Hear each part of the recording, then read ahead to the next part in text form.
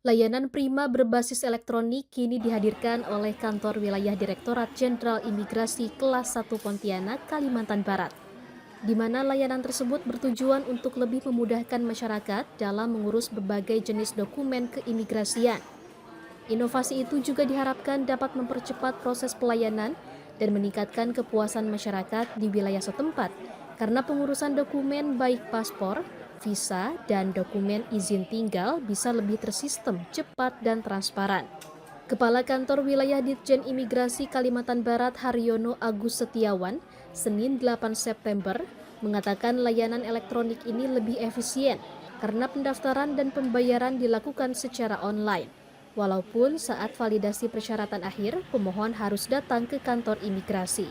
Dalam penerbitan paspor itu kita mengacu kepada Permen Kumham nomor 19 tahun 2024 sebagai perubahan kedua dari Permen Kumham nomor 8 tahun 2014. Ini adalah merupakan standar atau pedoman bagaimana kita melaksanakan atau menerbitkan suatu paspor. Kita melakukan pelayanan sebaik mungkin, tapi juga tidak menafikan bahwa kita harus memperketat tersebut. Contohnya adalah karena semua persyaratan itu sudah diberikan dalam ketentuan peraturan yang berlaku. Untuk mengoptimalkan program digitalisasi layanan publik, sistem pelayanan elektronik paspor imigrasi juga tersedia di Mall Pelayanan Publik yang berada di kawasan Pontianak Kota, di mana jam operasional dimulai pada pukul 7 pagi hingga pukul 12 siang waktu Indonesia bagian Barat. Dari Pontianak, Kalimantan Barat, Indra Budi Santoso, Kantor Berita Antara mewartakan.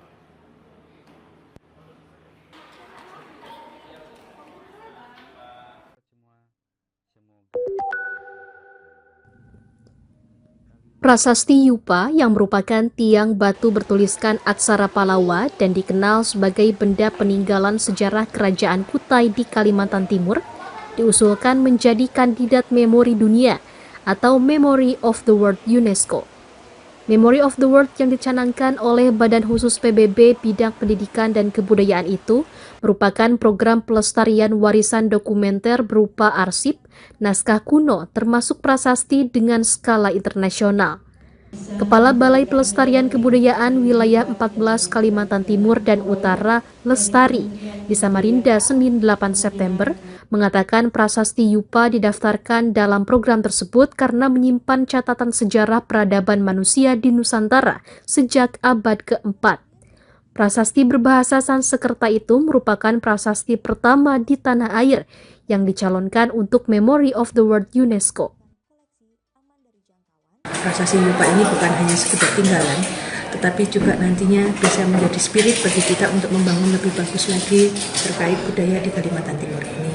Diharapkan juga dengan adanya pengakuan dunia ini nantinya bisa memberikan implikasi yang luar biasa terhadap peningkatan ekonomi bagi masyarakat yang ada di sekitarnya. Dalam rangka melestarikan Yupa sebagai warisan dunia ini nantinya, itu tidak hanya melindungi tetapi juga mengembangkan serta memanfaatkan. Prasasti Yupa ditemukan pada 1879 dan 1940 di Kecamatan Muara Kaman, Kalimantan Timur, yang dikaji sebagai lokasi kerajaan tertua di Nusantara, yaitu Kerajaan Kutai. Prasasti berjumlah 7 tiang batu tersebut saat ini disimpan di Museum Nasional Jakarta dan replikanya berada di Museum Mulawarman Tenggarong. Dari Samarinda, Kalimantan Timur, Hanifan Ma'ruf, Kantor Berita Antara, mewartakan.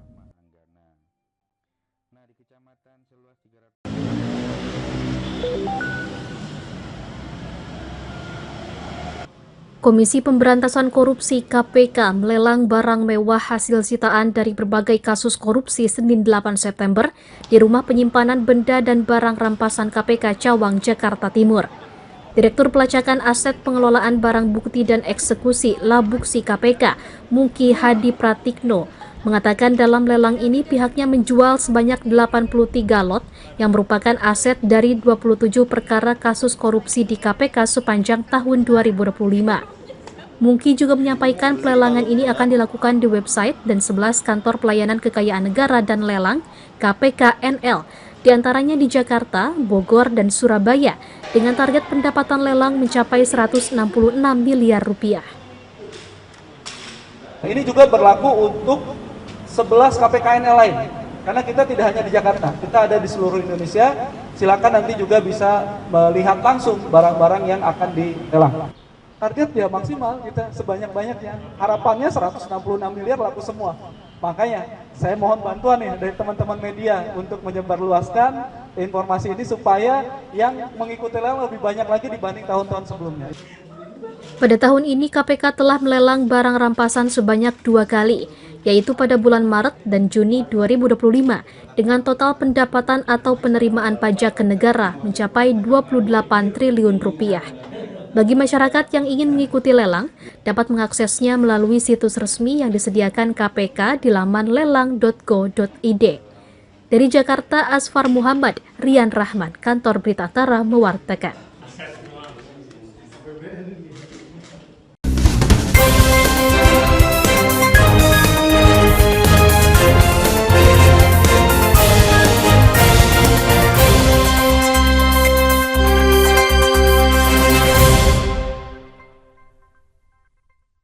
Halo Sobat ATR BPN, tanahmu ingin disertifikatkan? Pasang patok dulu, baru nanti tanahmu diukur. Kenapa harus pasang patok dulu? Ada keuntungan dari pasang patok. Pertama, pengamanan aset dengan kepastian batas bidang tanah. 2. Meminimalisir sengketa dengan pemilik bidang tanah yang berbatasan. 3. Memudahkan dan mempercepat petugas pertanahan untuk mengukur dan memetakan tanahmu. Pasang patok itu gampang, bisa dilakukan sendiri, karena bisa dibuat dari beton, pipa besi, pipa paralon, atau kayu. Tapi ingat, yang pertama, pemasangan patok itu harus kesepakatan antara pemilik tanah dengan tetangga yang berbatasan. 2. Ukuran patok tanah yang dibuat sekurang-kurangnya sepanjang 50 cm. Nah, kalau patok sudah terpasang, tanahmu bisa langsung diukur petugas Kementerian ATR BPN untuk ikut program pendaftaran tanah sistematis lengkap atau PTSL. Tanahmu jadi bisa lebih cepat bersertifikat. Ayo pasang patok tanahmu, pasang patok, anti cekcok, anti caplok.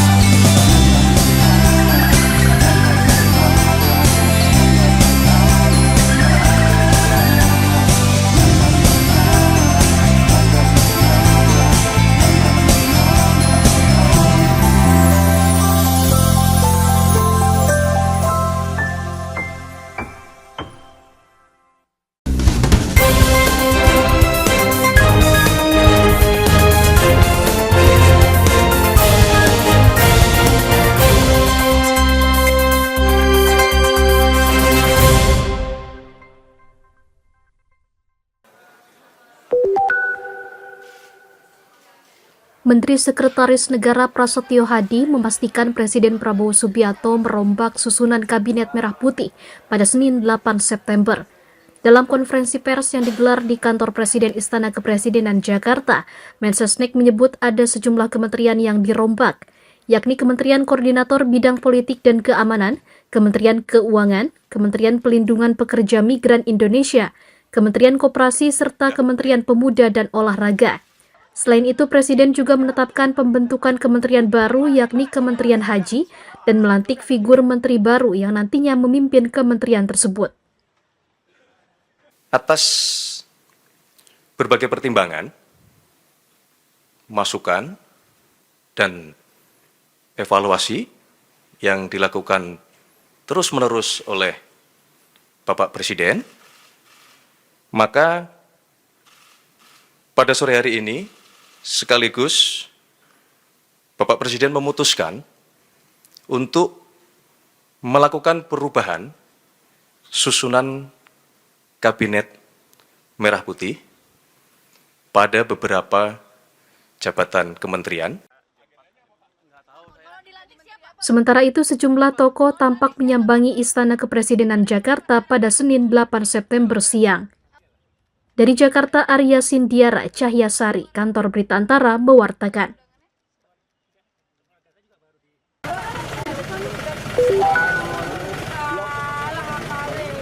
Badan Penanggulangan Bencana Daerah BPBD Kabupaten Temanggung, Jawa Tengah berupaya mengatasi kekeringan dan kelangkaan air bersih di sejumlah lokasi di kabupaten tersebut dengan membuat sumur bor. BPBD Temanggung mendata ada 5 desa yang masuk dalam kategori krisis air bersih sehingga diperlukan upaya penyediaan air bersih secara berkelanjutan di tengah musim kemarau seperti sekarang. 5 desa tersebut adalah Desa Gentan, Kecamatan Kranggan, Desa Kembang Sari, Kecamatan Kandangan, Desa Goa, Kecamatan Pringsurat, serta Desa Jetis dan Tanggulanom di Kecamatan Selo Pampang. Kepala Pelaksana BPBD Temanggung Totok Nur Setianto, Senin 8 September, mengatakan bahwa kelima desa tersebut sebelumnya selalu mengandalkan bantuan BPBD dalam mencukupi kebutuhan air bersih di musim kemarau. Air yang ada ini memang sangat kurang sekali dan pasti kita dropping juga untuk 5 desa tersebut. Jadi ya memang karena mungkin secara untuk tampungan airnya ini resapannya juga mungkin kurang. Jadi selama ini kalau sudah memasuki musim kemarau itu selalu debit airnya berkurang. Di sumber-sumber airnya itu iya, di sumber-sumber air yang ada. BPBD Temanggung mengalokasikan dana Rp925 juta dari anggaran pendapatan belanja daerah tahun 2025 untuk pembuatan sumur bor di 5 desa tersebut. Selain membuat sumur bor, BPBD Temanggung juga telah menyiapkan 55 tangki air bersih untuk mencukupi kebutuhan warga yang tinggal di daerah rawan kekeringan. Dari Temanggung, Jawa Tengah, Firman Eko Handi, Kantor Berita Antara, mewartakan.